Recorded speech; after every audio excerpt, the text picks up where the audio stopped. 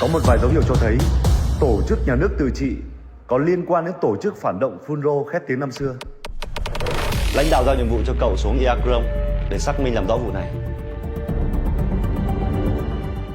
Để có được niềm tin của đồng bào phải rất mất nhiều thời gian, công sức và sự chân thành. Mày chưa cho người ta cơ hội nào tiếp xúc hay là nói chuyện mà đã vung dao như vậy rồi. Đừng để người ngoài lợi dụng và chia rẽ.